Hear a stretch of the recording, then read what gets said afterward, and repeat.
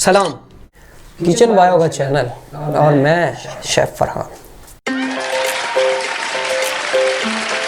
Kitchen bio की life line आपका channel को सब्सक्राइब करना, लाइक और कमेंट करना। आइए खाना बनाने और खाना खाने वालों की राहत का सबब बनते हैं।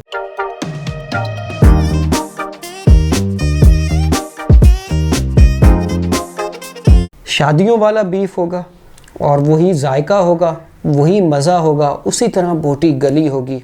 बहुत सारे लोगों ने रेड मीट खाना बंद किया होता है और वो भी कोई बीमारी ना होने के बावजूद कि कुछ भी नहीं है, जिस्म तंदुरुस्त है और रेड मीट मना कर दिया। कमाल हो गया।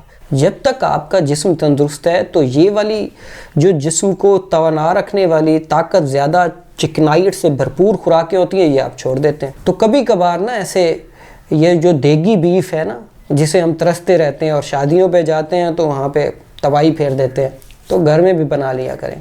तो वही वाला देगी बीफ जो हमें शादियों में मिलता है, थोड़ी क्वांटिटी में आपको बनाना सिखा रहे हैं। तो चलते हैं रेसिपी की तैयारी की तरफ। आइए। गोश्त तकरीबन 1.5 घंटे के वक्त गुजरने के बाद गल चुका है। हमने इसे रख दिया था बिल्कुल लो फ्लेम के ऊपर और 1.5 घंटे में अच्छे से गला है। 1.5 घंटे पहले जो चीज़ शामिल की थी वो ज़रा आपको दिखाते हैं। सबसे पहले 1 केजी गोश्त। इसमें जो है हमने तकरीबन 3 टमाटर शामिल किए थे नॉर्मल साइज़ के और 3 प्याज थे। 600 ml पानी शामिल कर देते हैं और साथ साबुत गरम मसाला जो होता है उसकी चंद चीज़ें। उसके साथ जो है 7 से 8 लहसुन की फलियाँ, 50 ग्राम के करीब अदरक, उसका पेस्ट। और गलने के बाद इसमें जो यखनी बाकी बची है वो हम एक अलग बाउल में ले लेते हैं। कोशिश करें कि वो यखनी आए, इसका मसाला बिल्कुल कम हो, क्योंकि ये हम एंड में शामिल कर देंगे। अगर कच्चा पानी शामिल करेंगे तो वो पूरे खाने को बेजायका कर देता है। हम ना इसमें यही वाली यखनी शामिल करेंगे एंड पे। अब ये गोश्त गलने के बाद जो है हम इसमें से ये वाली यखनी हमने निकाल ली है। अब इसमें जो है 200 ml तक ऑयल शामिल कर देते हैं। गाय और बकरे के गोश्त में जो है ये चीज़ आपने ध्यान में रखनी है कि इसमें जो है पहले से चिकनाइट होती है और पहले से ही ऑयल की जो है एक ख़ास किस्म की मकदार इसमें मौजूद होती है। तो ऑयल आपने बहुत ज़्यादा शामिल नहीं करना होता। घी या ऑयल जो भी आप शामिल करें, इसमें नॉर्मल सा ऑयल घी आप शामिल कर दें, वही बहुत होगा।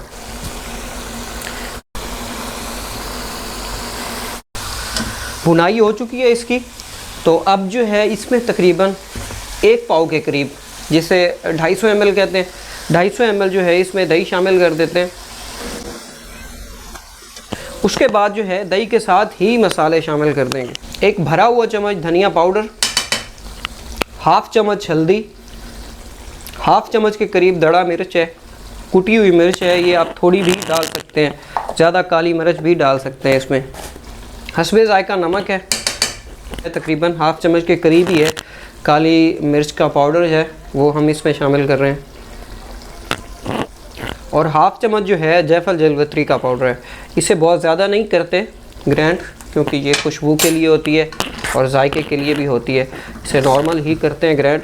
अब इन चीज़ों को हम अच्छे से मिक्स करके ना, अब इसकी भुनाई आपने करनी है और भुनाई करने के बाद इसका जैसे ही आप जितना ही ग्रेवी इसकी बनाना चाहेंगे वो बन जाएगी। दही की भुनाई साथ साथ हो रही है और आपको कुछ ज़रूरी चीज़ें बता दें। एक ना ऐसे होता है कि दही की भी भुनाई इतनी ज़रूरी होती है, क्योंकि दही में के मीठे और खट्टे टेस्ट को तब्दील करने के लिए ना हमें बहुत ज़्यादा इसकी भुनाई करनी पड़ती है। वो खाने में ज़रूरत नहीं होता, खाने में उसका इंतहाई सॉफ्टनेस वाला टेक्सचर ज़रूरी होता है, ताकि गो जो एक ख़ास किस्म की लज़्ज़त मिले जो दही से मिलती है।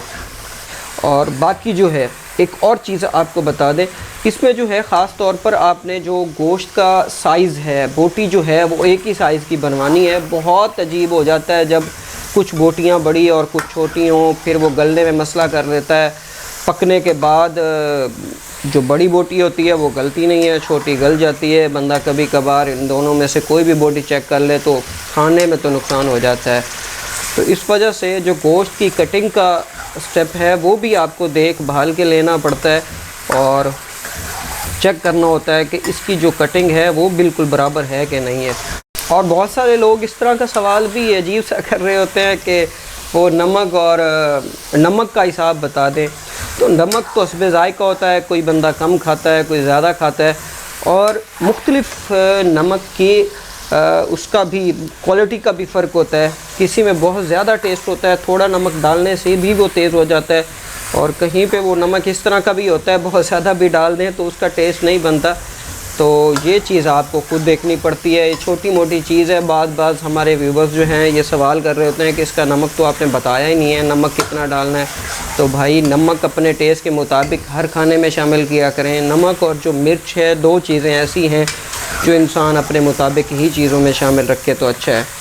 इसकी ना भुनाई हो चुकी है बिल्कुल अच्छे से, देख रहे हैं ऑयल ऊपर आ गया है और मसाला बिल्कुल चिपक गया है।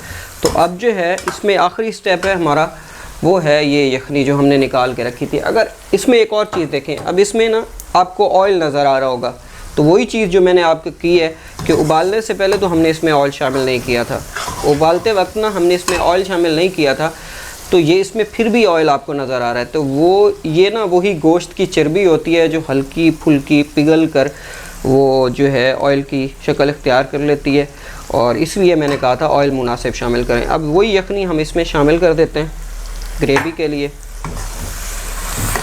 और हल्का सा इसको पका लेते हैं, बहुत ज़्यादा नहीं, बस मामूली सा इसको पका लेना है आपने। तो पकाने के बाद जो है आप जो है इसका जो है नमक टेस्ट कर लें। नमक और मिर्च जो है वो एंड पे आपने नॉर्मल करनी होती है, जब खाना जिस वक्त आपने इसको एंड करना हो। तो इसमें जो है थोड़ा बहुत हम जितना नमक हमें लगता है कम है वो शामिल कर देते हैं। फ्लेम बिल्कुल लो कर देना है, और लो फ्लेम करने के बाद जो है, क्योंकि ये अब तैयार है, थोड़ा सा ऐसे काली मिर्च का हमने इसमें शामिल कर दिया है। इसमें आप धनिया और जो है सब्ज़ वाली मिर्चें गोल गोल काट कर भी शामिल कर सकते हैं। अब जो है इसे सर्व करते हैं। इसमें बिल्कुल वही देग वाली स्मेल आती है और इंतहाई मज़ेदार किस्म का बनता है ये, टेस्ट इंतहाई बेहतरीन होता है इसका।